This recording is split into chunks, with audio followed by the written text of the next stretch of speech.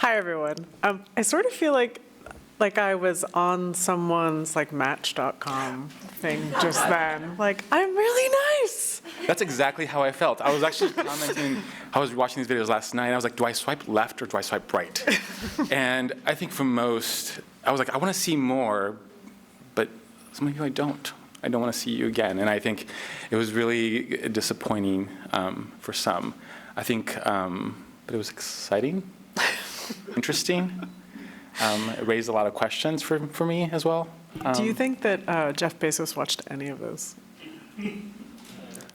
No. No. I think my heart was really hurting for the people who produced these videos, and just, that this was on a tight deadline and they had to kill themselves, and I'm just envisioning the brainstorming like word cloud. I was writing down like innovation, future, entrepreneur, and then I think my favorite word was solutionaries. And it's funny because also what I walked away with was with the cities that probably need the most investment, probably put a lot more effort into this that needed the effort. I think I saw Detroit's video and it was amazing, actually. It was very compelling. It had touched me in ways that I didn't think it was going to. Yeah. And then I realized, well, did they even really bother to ask more questions about Detroit? Did that happen? Probably not. So I think it was interesting to see how those cities that really could benefit from investment or added services or resources probably did pour their hearts out in producing some of these videos. But at the end of the day, it didn't go anywhere. So. Do you think, this is like a really cynical question, but this was like a really cynical thing to just watch, that Amazon knew what it was doing from the outset, or do you think that it genuinely was looking to see what different cities had to offer it?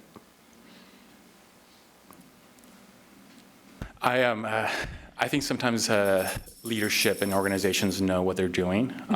I want to assume that they know, they've thought out some of their ideas to some extent, and what they're putting out there for cities to react to.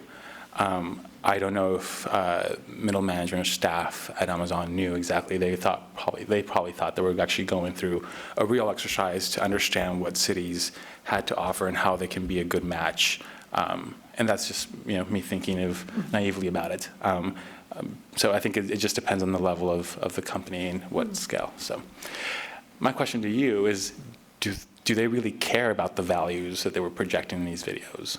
I think most of them talked about their values, what they have to offer, but sometimes I feel like, are those in line with a company, and do they care? Do they really think, oh, my values as a company align with their values, therefore we're a match? Or is it, no, we're just looking for who has the biggest incentive? Yeah, I mean, all the stuff about diversity and park space and everything else, I mean, I guess you could argue that Amazon wants to go in a place where they have access to a lot of talent so they can recruit people because of those things. But I don't think they value those things for reasons other than the recruitment possibilities. Right. That's why it felt, to me, it did feel so much like a dating video. Like, I want you to see the real me, like the things that are really good in me. What is reasonable for for a city to ask a company for and vice versa, do you think? What's reasonable? That's a very difficult question. What's a good way to think about that? I think it depends on the positioning of the city and the region that you're in. I mean, the videos we saw today speaks to some of the positioning where some of these cities are in high need. Other cities, I'm thinking about the proposals San Francisco submitted with San Jose and Oakland as a region. Ours wasn't about, here are the incentives, like, come here, bring your jobs, come here, help us solve our problems. And it was a very different approach that the city and the region took to approaching Amazon versus some of these other cities. Mm-hmm. So I think it's starting from understanding your positionality and how do you negotiate something and put yourself out there for them to respond. So I think it depends on the what you can leverage in terms of attracting that business. So, yeah. So we talked about this briefly yesterday, but one thing among many things that were interesting to me. So at SPUR, we did a huge multi-year report a couple years ago called Rethinking the Corporate Campus. And we were trying to figure out how companies make their locational decisions, in an attempt to kind of build policy around that. Like, how can we get companies to really think about locating near transit, locating where there's housing available, et cetera, et cetera. And what we found in that report is like the #1 determining factor for CEOs in choosing where they want to put their company is where the CEO lives. So you can't really build policy around that.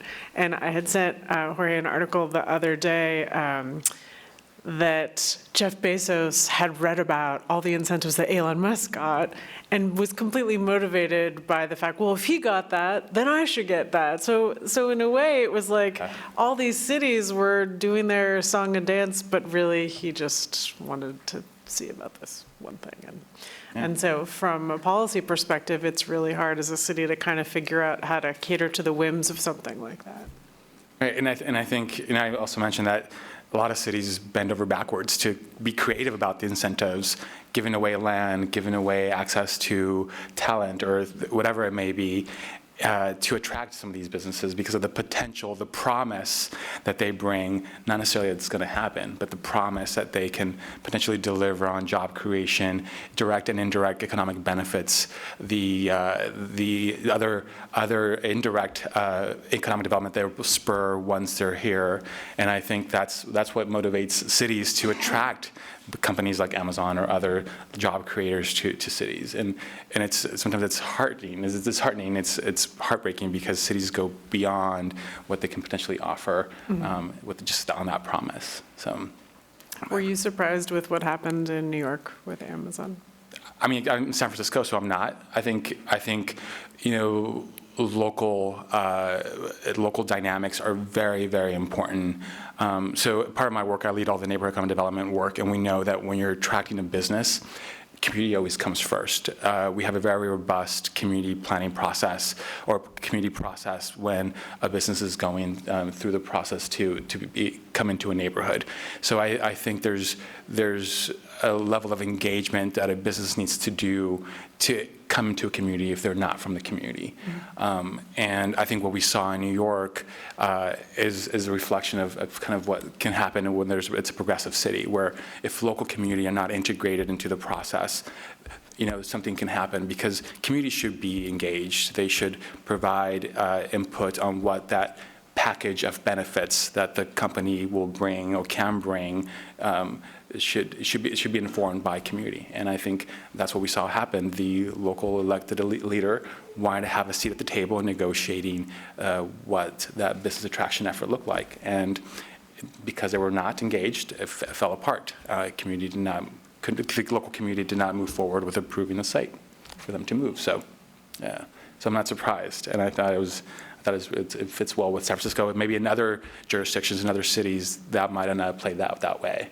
I think if local government or state government had the authority or the power to just move forward with the project, they probably would have.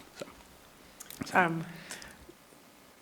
I don't think we have time to go through each one of the videos, then maybe people will bring them in their questions. But I love that the Atlanta video was just a woman taking public transit in to Washington, didn't say anything about Atlanta except that you could get to Seattle quickly. Yes. Yes. Which, that's okay. Maybe speaks to your point.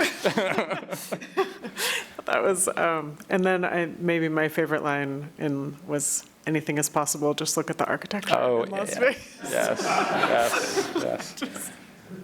The whole sustainability bit in Las Vegas, I also thought was extremely entertaining. I, years ago, went on a press trip to Vegas and was touring one of those many foreclosed suburban housing developments, and the woman kept talking about the farmer's market, and I was like, what do you grow in Las Vegas? Right. The farmer's market, and she was like, I'll have to get back to you on that. Should we open it up? Yeah. Do you guys have anything to add about that? I'm curious how you all felt about these. I mean, I have to say the Detroit video was really great. It was the only video that got film credits, like it was an actual movie. And some of the other ones were, I feel like, the worst kind of corporate training videos that you're like put in a room to watch. Yeah, I'd love to look at all the logos, like, Boston, yes. And then like each one had its little. Yes, I'm with you. I think that's the only one that I would have actually invited on a date. I think the other videos, I'm like, I don't need to see more of you. Wins. So yeah, Detroit wins for me. But so. But I thought one of the reasons the Detroit video worked is that it made absolutely no reference to Amazon. Completely repurposed as a general come to Detroit. Yeah, it's amazing here. You should, yeah. Yes. But I thought Vegas was going to be the worst one until Jorge came along. Vegas ones that they actually bragged about having a freeway that took the Yeah, that's true. Also, they referred to Las Vegas as they didn't say city, they said it's the greatest brand or whatever, which is a whole other interesting thing. Yes. No, and I just want to add too, like, I think the projection of values, like when I hear the word community, for me, it means something very different. But then I saw this huge suburb development for Vegas, and I'm like, wait, that's not community in my mind. And I think it's just how these videos project Foreclosed community. Right, and they're projecting their own values. Right. Yeah.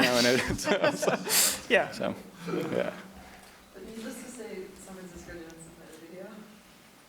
Did not submit a video. Not to my understanding, we submitted a package. This is before my time, but yes, we submitted a proposal. But, yeah. And basically, Amazon wanted it and just didn't get it because. No, we submitted it, but we never heard back. So, Never heard back. yeah. Where was it going to be? Oh, I think it was very, it's online, I'm happy to share it. It's very theoretical. It was a very, like, it was a combination, there was a map with various pots, like lots of available land, but it was also a regional proposal with San Jose and Oakland. So it wasn't necessarily going to be based in the city. Yeah, I think there was, yeah, so. It was just going to be floating. Like every video had little delivery drones in it. Yes. So it was here. It was just going to like be. It was It going was me to be like hovering above San Francisco. Yeah. Yes. Given the tone of the Las Vegas video, it also struck me as rather interesting that it was the only one that mentioned having a favorable tax structure. Yeah. Yeah. It was interesting to me. They showed some Hyperloop footage. So I went to the launch of Hyperloop in Vegas, and they put us on a bus on the Strip and then took us out like on a 45-minute drive. And I was like, this is looking like Breaking Bad out here. I don't know what's going on. But it was definitely a tax thing and a regulatory thing that Hyperloop was there. And I think they could have sort of pushed that even more. I mean, Hyperloop was able to do, like, had they built Hyperloop in Vegas, they could have built it by now because there's, of course, no regulation and basically no taxes. Yeah, and I think what I gather from that comment is that it sparks the conversation. What does that mean? Mm-hmm. So as a company, I want to ask, now that you brought it up, and it leads to like, oh, I can actually ask for the types of tax incentives that I want to see, as opposed to you putting them out there. So I think it triggered that question versus the other videos that didn't. So, yeah. They didn't talk about the region buying power infrastructure. Like the place like Pittsburgh is in the middle of nowhere. It's hard to get there from the airport. Like 20 miles from the city, and it's just going to go at the around it. So what's the buying power in the city to buy these products?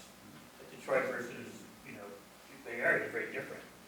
So nobody talked about spending power these communities have to even buy the product that they're selling. And infrastructure to serve these communities. Like how many trucks can go to the Old Town Boston? Because north and south end, delivery services. But the infrastructure is never really part of the reality of the video. Well, don't you think that's too that I think the jobs that Amazon would have been locating in this particular setup wouldn't be the people who are driving the packages around, right? That it would be very different videos for the giant warehouses of stuff, which are located, of course, not in like these top tier cities. But I think you're getting to an interesting point. I think especially in the Bay Area. So from addressing the point around the videos, I think there were some like Dallas, Fort Worth, and in Georgia who were kind of thinking of a region or a state. And I think it's important to, as urban planners or as we engage in some of this business attraction work and any development, thinking about ourselves as part of a region now. I think when we have a lot of like housing issues, transportation issues, whatever it may be, environmental issues, now it's important to think ourselves as a region. The city itself is not going to solve all our problems on our own, and I think it gets to your point. Like, why aren't these videos thinking about that? And I think it asks that question, right? So if we start engaging in more proactive business attraction, are these businesses going to help us solve some of our regional problems, and they're not just city problems anymore? So I think it's an important question. It's interesting. So. Yes. Yeah, from the very start of the narrative in the Detroit video, in my mind, I was wondering, is this a poet I know? Turned out that it is. I think I hear more. And so, but the thing that it made me think about is that how critical culture is to community and to the development of cities and to, even in that context of attracting people to cities, we see that as a big factor here. But there's part of it that just looked at culture as entertainment. And it was interesting to see the kind of vast distinction, which makes sense in a cross-cultural country, that the reference to culture was different dramatically in these different videos.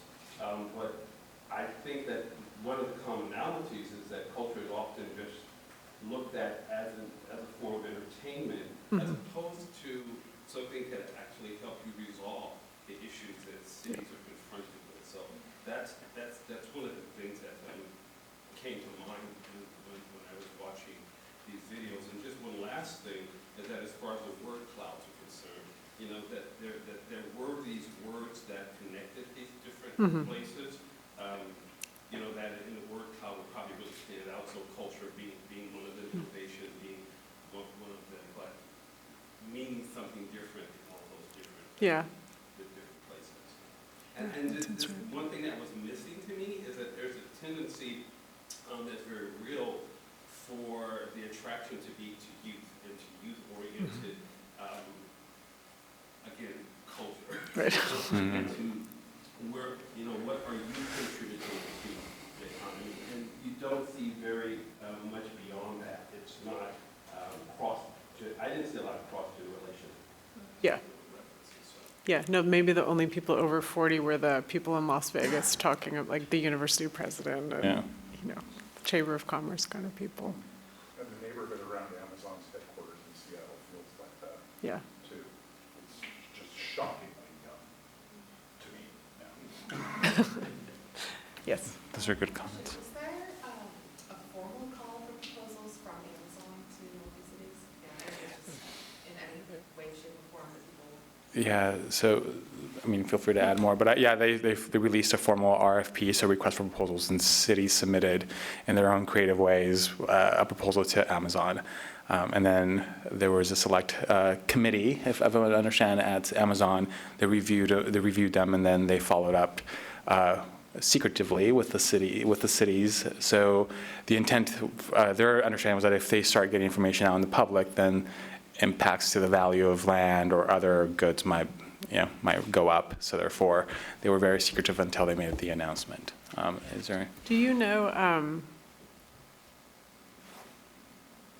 I guess what my question is, like, do you think companies have learned something good or bad from that experience, like a large company seeking to locate itself? What would they I take hope away so. from that? I really hope so. I mean, I think I'm speaking from a place of arrogance, being in San Francisco, that we don't necessarily take this proactive approach anymore. I think the last lesson from us was the mid-market tax break that we had for, also known as a Twitter tax break. I think there were some lessons there that are good and bad, and but we do very little of that. And I think I'm hoping that other companies will value that and be sensitive as they start approaching other cities, especially cities with an ecosystem that they're attracted to in a more sensitive way. I hope, so. I'm noticing, and I'm sure you're noticing this too, how many cities are kind of, how to put this, are basically like, we don't want to turn into San Francisco. There was an article yesterday, how can Boston not be San Francisco? How can Seattle not be San Francisco? Is San Francisco learning the lessons of San Francisco moving forward? I mean, it sounds. I mean, I always say somewhat facetiously when people say, oh, we want to be the next Silicon Valley. I say, well, if you want to be the next Silicon Valley, you should really learn a lot of lessons from what Silicon Valley failed to do. Plan for the growth that it experienced here, build the housing, build the transit, things that people in this room already know. I think we have, and I think it's finding that middle ground where we can all somehow agree that the lack of disinvestment or investment that happened and the inequality that was created over the past decade or two, it's being manifested now.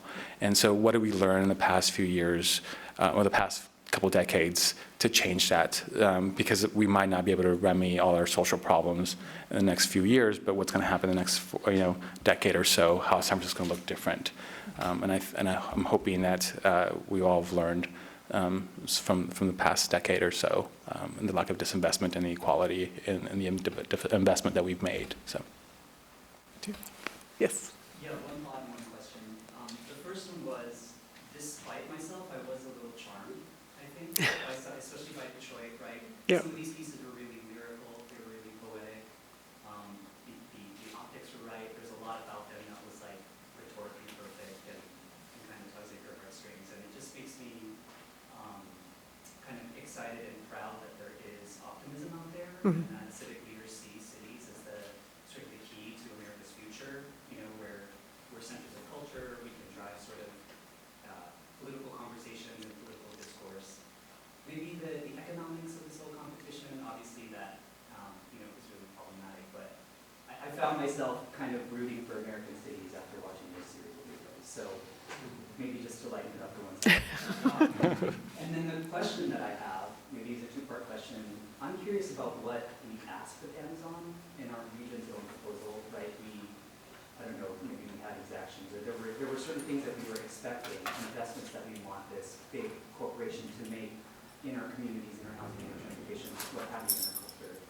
And if we know if any other cities had any of those dimensions to their proposals, right, or was this really just a one-way kind of, I'm selling myself to this big company and kind of ignoring all the externalities that then our region or municipality are going to have to absorb in terms of the impact. So, since both of you have been thinking about this and looking at how this has happened around the country, I'm curious what you can say about that.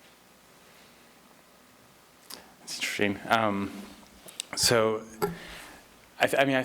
so the thinking of the externalities, I think that's something I was kind of alluding to in terms of the promise that some of these companies can bring, and what is that promise? And the promise of job creation, the promise of attraction of additional economic investment from other companies, which bring more jobs, the increase in tax revenue, which then can lead into providing additional housing, dollars for infrastructure improvements, transit improvements, and so forth.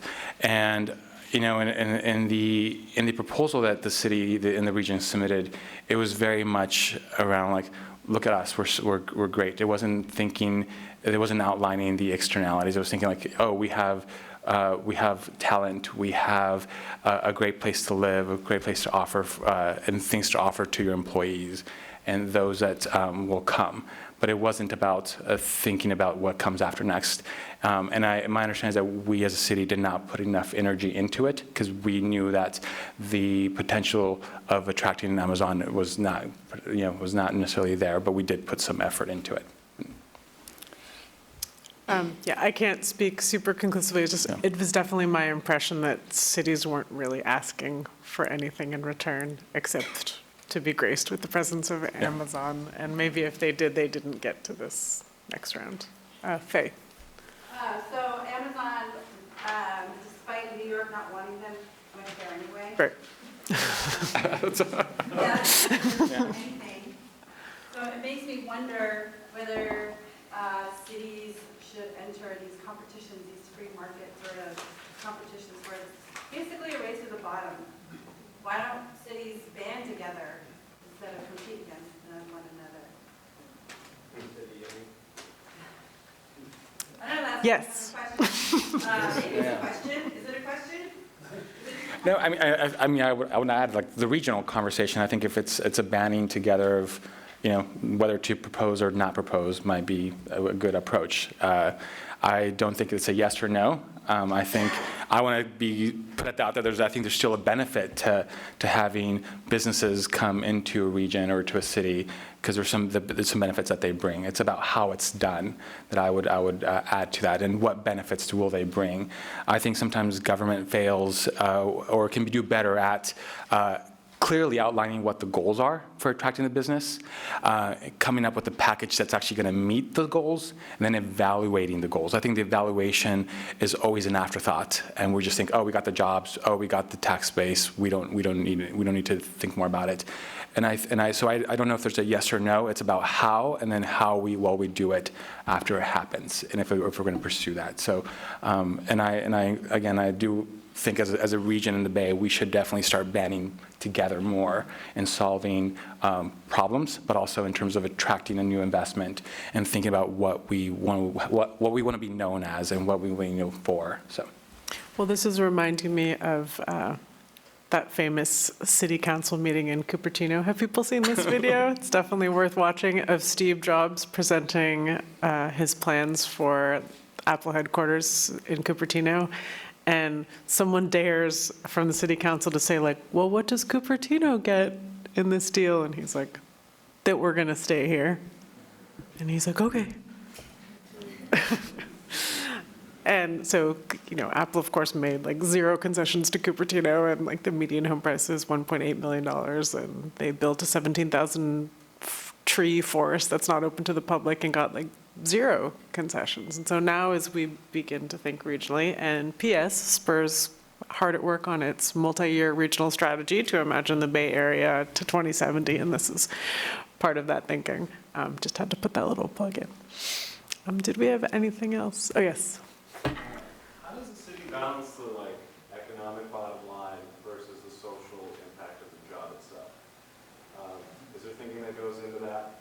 Because when I think about programming jobs and tech jobs, I don't inherently see value to the city at a social level. So you talk about San Francisco as generally. From my experience, I think there should be a connection. I think this is where it comes to thinking about how it's done, how you negotiate some type of process for a business to come to a city. And one of them is like, will we have access to those jobs? Do residents have access to those jobs is a question that gets asked. So, for example, I know our workforce side of the house at our office, it has to be very proactive about our Tech SF program to ensure that local residents are connected to tech jobs, and that that's occurring, and that there's a pipeline set up in place, and that these tech companies can plug into that program and others, and that the residents are being trained and their capacity is being built to be able to take on those jobs and be part of that workforce. And I think it's about identifying the need of the neighborhood, the need of the community, the need of the city, and make sure it aligns with what types of benefits we can extract or ask of the business that we're trying to attract before they move in. So I think it's being intentional, being thoughtful, and it's always difficult because if it's the first point is we have to agree that are we going to negotiate yes or no? Then what are we going to negotiate? And I mean that not just as an elected official who's electing or as the Office of Economic Workforce, but as a community. as a whole community? Does the community even want to entertain the conversation of attracting or in welcoming that business to the neighborhood, to the community, to the city? And then if that's so, then that's where the process can start. So. Is there any pushback on like businesses thinking about this when they come into the cities? Like, how do we change that dynamic? We send them a video. I'm just kidding. No. It doesn't seem like there's a mechanism to do that outside of what we're discussing here. It's just, I guess I'm talking more of a psyche change in business itself. It says, how does my worker, how does my employee actually add benefit to the community? And is that something we can plan for and legislate? I feel like community benefit agreements could be stronger, and that would be one mechanism to do that. And I think that there are some companies who I think have been far more willing to contribute than others, right? And so if you could sort of make a standard, it's hard to make a standard, right? But maybe have, maybe be a little bit forceful on what the expectations are versus maybe what's happened sometimes in the past. Yeah, I think the city has a couple of tools to do that, but I think it goes back to the point of, do we evaluate them? Do we enforce them? I think that's where we sometimes can do a better job at following up and saying, hey, like, you committed to this number of jobs, these number of local jobs, you committed to working with these CBOs, these nonprofit organizations in the community. Did you actually do it? And I think I know that we can do a better job at monitoring that.